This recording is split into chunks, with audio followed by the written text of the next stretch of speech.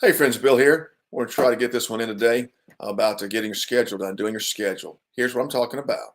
The Whitfield program, we say you need to be out there preaching 4 hours a day. Not that you're preaching continuing 4 hours, but you need to be on site where you're evangelizing 4 hours a day. Now that's not the only schedule that you would have. And so let me say it like this: the schedule thing is if you were to sit down with a potential ministry partner, right? So you've already identified your audience.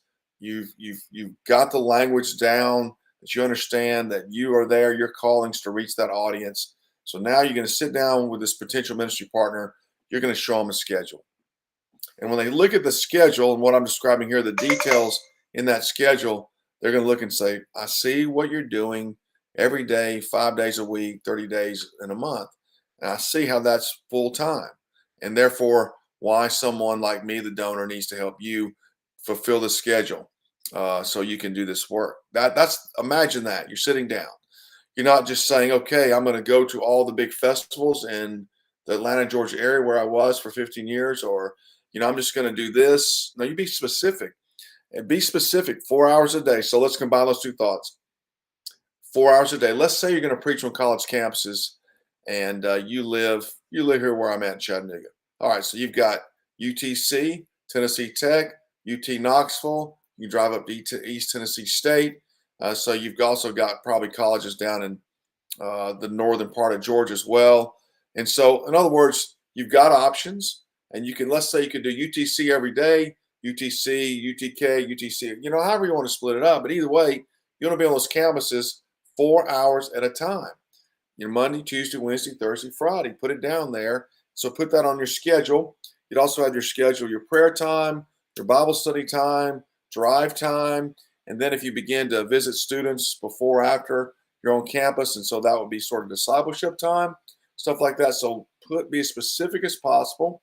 Block out time for family, because if you're asking someone to partner with you, they're basically partnering with you as a missionary. So in general, hey, the evenings are family time or the morning. It's whatever you want, but be as specific as possible so that potential partner can look down and go, I see what's going on.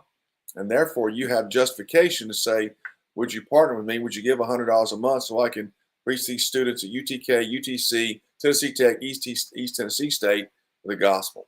That's how that works. That's what the schedule's designed to do. If you just say, yeah, I'm going to reach college kids, they're going to go, when? You go, well, I'm just going to wake up and see where the Lord takes me. That's not a schedule. And that doesn't engender a lot of confidence either. I mean, at the end of the day, life is pretty well structured. I mean, you can float around like that, like a leaf going across the yard if you want to, and that way.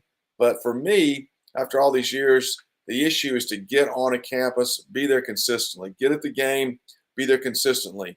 They're greater fruits of this ministry than just going here and going there as the wind blows. So give your donor a schedule. Be specific as possible. And it can change over time as you learn more things about each location where you're going. So it's not something you have to do until you're dead, but be as specific as possible. Really take out any gaps in your schedule. That's what I would do. So those guys can see even, when you get up and when you go to bed, those kind of things, when you go to church, and do you do Wednesday night church and these things. So people got a full scale understanding of what your schedule is, because you as the minister are trying to reach your audience, and you've laid out a schedule to reach that audience. And so once you lay that schedule out and they look at the schedule, that's probably how they're going to ask you some questions to fill in the gaps about why you do what you do and so forth. But that's a schedule. That is a schedule. It's just like back to the pastor we talked about down in Atlanta. Now, we typically look at pastors as if they have we have an intuitive idea what they do. We probably have no idea what they really do. In other words, if he just said, I'm going to go down here every day and work, no one would really, question a pastor too much.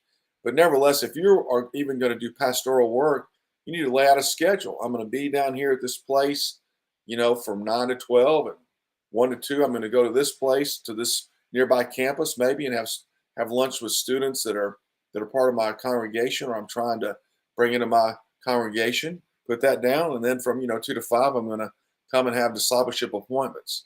So, in other words, I think it's very helpful to help a potential ministry partner see what your ministry entails, to help them understand when you report back to them, what are you reporting from? Your schedule gives guidance to what you're reporting about. The discipleship time, the lunch time, and so forth. So the schedule really serves a multitude of purposes. This is obviously my point here, is be detailed with your schedule, be as specific as possible.